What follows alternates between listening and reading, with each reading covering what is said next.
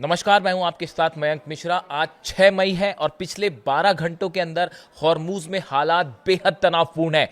कहां कहां हमले हुए हैं, कौन से जहाजों को निशाना बनाया गया और कौन से प्लेन्स गिराए गए, ये तमाम जानकारियां मैं आपको दूंगा। लेकिन एक बेहद अहम खबर से हम शुरुआत करते हैं। देखिए, ईरान ने जिस तरह से हमला किया यूएई पर और बताया यह गया कि 15 मिसाइल्स फायर की गई हैं, कई सारे ड्रोन्स फायर किए गए जिससे फुजेरा में धमाका हुआ, ऑयल डिपोज जले। उसके बाद ये कयास लगने शुरू हो गए हैं कि आखिर ईरान ने यूएई पर हमला क्यों किया, अमेरिका की शिप पर और अमेरिका के प्लेन्स पर हमले क्यों किए गए। इसको लेकर एक बेहद हैरान करने वाला दावा सामने आ रहा है। ऐसा कुछ एक्सपर्ट्स बता रहे हैं। देखिए, इसका कंफर्मेशन नहीं है, लेकिन बिहाइंड द सीन इस तरह की चर्चाएं हो रही है कि क्या व्लादिमीर पुतिन, रूस के राष्ट्रपति के कहने पर ईरान ने यूएई के ऑयल डिपोज को निशाना बनाया। क्या रूस के राष्ट्रपति व्लादिमीर पुतिन के इशारे पर अमेरिकी शिप्स को निशाना बनाया गया हॉर्मूज में। देखिए, ये एक ऐसी थ्योरी है जो कई डिफेंस एक्सपर्ट इसकी चर्चा कर रहे हैं, जिसे समझना पड़ेगा असल में ये है क्या। शायद आप पहली बार इस बारे में सुन रहे हो। ये बड़ा हैरान करने वाला दावा है। अगर आप देखें, पिछले 15 से 20 दिनों के अंदर जो रूस की तुआप्से ऑयल रिफाइनरी है, सबसे बड़ी रिफाइनरी रूस की, उसके ऊपर 4 बार अटैक होते हैं, 4 बार ड्रोन अटैक्स हुए। देखिए, मैंने खुद ने ये वीडियो बनाए थे कि क्या डोनाल्ड ट्रंप के इशारे पर रूस की ऑयल रिफाइनरीज पर हमला हुआ। जिस तरह से यूक्रेन ने अचानक हमले शुरू कर दिए, क्या इसका कनेक्शन ईरान से है। देखिए, ईरान किसी भी तरह की न्यूक्लियर डील के लिए तैयार नहीं है। पुतिन तो यह भी कह चुके थे कि अगर ईरान तैयार है तो वो इसका यूरेनियम रखने के लिए तैयार है, लेकिन ये कोई भी बात डोनाल्ड ट्रंप को मंजूर नहीं है। क्या डोनाल्ड ट्रंप इस तरह से देखते हैं कि पुतिन के रहते किसी तरह का कोई समझौता ईरान नहीं करेगा अमेरिका से? और क्या यही वजह है कि यूक्रेन के जरिए डोनाल्ड ट्रंप रूस के ऑयल रिफाइनरीज को निशाना बना रहे हैं? एक के बाद एक 15 से 20 दिनों के अंदर 5-6 बड़ी ऑयल रिफाइनरीज पर हमला होना बड़े सवाल खड़े करता है, जिसके बाद ये कयास लगाए जा रहे हैं। देखिए, जो थ्योरी सामने आ रही है उसमें बताया जा रहा है कि एक इंफॉर्मेशन रूस के द्वारा ईरान को दी गई कि यूएई और इजराइल बड़े हमला करने के लिए तैयार थे ईरान पर। देखिए, अमेरिका सीधा इस बार शायद जंग ना करे, इस तरह की बातें हुई, लेकिन खबरें ये आ रही थी कि यूएई के फाइटर जेट्स और साथ में इजराइल के फाइटर जेट एक बड़ा ऑपरेशन लॉन्च करना चाह रहे थे ईरान के खिलाफ। लेकिन ये जानकारी रूस की खुफिया एजेंसीज के पास थी और पुतिन ने ये अलर्ट किया ईरान को। और बल्कि अलर्ट ही नहीं किया, बल्कि ये भी कहा कि इसके पहले कि यूएई और इजराइल की तरफ से कोई स्ट्राइक हो, आप खुद स्ट्राइक कर दीजिए। और क्या इसी वजह से फुजेरा को अचानक निशाना बनाया गया? ईरान की सेना ने जो हमले किए यूएई के ऊपर, क्या ये सिर्फ एक ट्रेलर था यह बताने के लिए कि अगर आपने हम पे हमला किया तो पूरा अरब जलेगा? क्या यह ट्रेलर वार्निंग थी?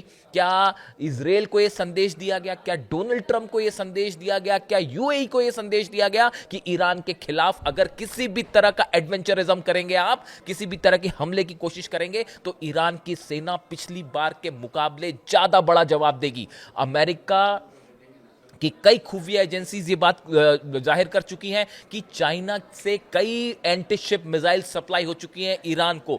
दावे यहां तक हो रहे हैं कि रूस ने अपना डिफेंस सिस्टम भी दे रखा है और रूस की तरफ से भी मिसाइल सप्लाई हुई है ईरान को। ऐसे समय में देखिए, ईरान रूस, अभी जो लेटेस्ट खबर है, अब्बास अरागची विदेश मंत्री जो हैं ईरान के, वो चीन के दौरे पे हैं और उनकी चीन के विदेश मंत्री से आज मुलाकात होनी है, जिसमें बताया जाता है कि हॉर्मूज को लेकर एक बड़ा फैसला हो सकता है।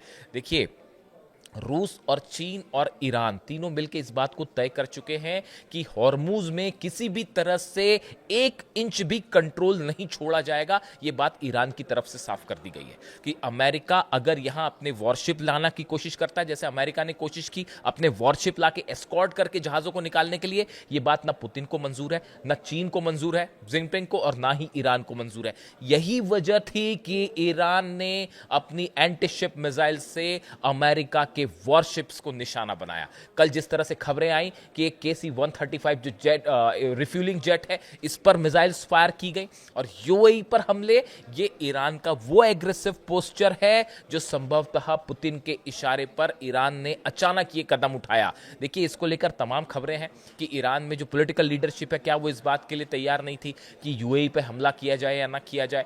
लेकिन इसको लेकर जो हालात बन रहे हैं, निकल के सामने आए, ईरान की सेना की तरफ से एक क्लियर कट वार्निंग थी, क्लियर कट इंस्ट्रक्शन थे कि अगर आप हमारे वाटर्स में अंदर आएंगे तो जवाब मिसाइल से दिया जाएगा। आप अपने वॉरशिप लेके ईरान के करीब आएंगे तो सारे वॉरशिप जला दिए जाएंगे।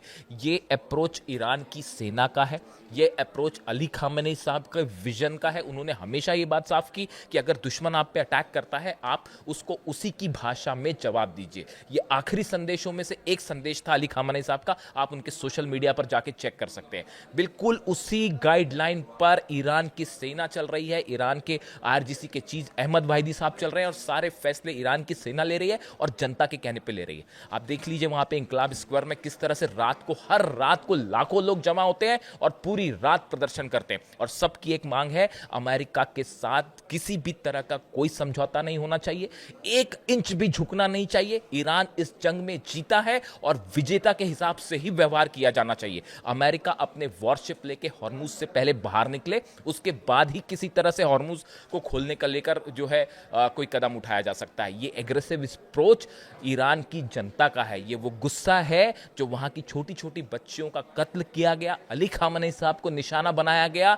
ये बात ईरान की जनता कभी नहीं भूलेगी और यही एग्रेशन और गुस्सा अब ईरान की सेना में देखने को मिल रहा है। और हॉर्मुज के हालात कैसे हैं वो आप जान ही रहे हैं, यानी किसी भी क्षण एक ऐसी जंग छिड़ सकती है जो कि पूरे मिडिल ईस्ट को सुलगाएगी। और ये जो हमले ईरान की तरफ से हुए, चाहे यूएई पे हो, चाहे अमेरिकी जहाज़ों पे हो, ये एक सिर्फ ट्रेलर था ये बताने के लिए कि हिम्मत मत करिएगा हॉर्मुज में कदम रखने की। और क्या इसको पूरी बैकिंग पुतिन की तरफ से है, चाइना की तरफ से है, ये एक ऐसी थ्योरी है जिसको प्रूफ नहीं किया जा सकता। लेकिन इसको लेकर इस तरह के दावे हैं, कयास है कि पुतिन की तरफ से ना सिर्फ सूचना दी गई थी कि यूएई और इजराइल बड़ा हमला कर सकते हैं, बल्कि यह भी कहा गया कि वो हमले करते हैं उसके पहले आप एक ट्रेलर दे दीजिए, वार्निंग दे दीजिए। और क्या इसी वजह से ईरान ने हमला किया?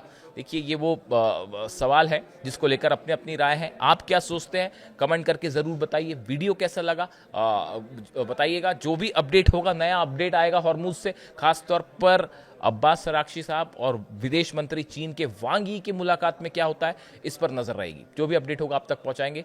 कमेंट करके बताइए वीडियो कैसा लगा। Thank you so much.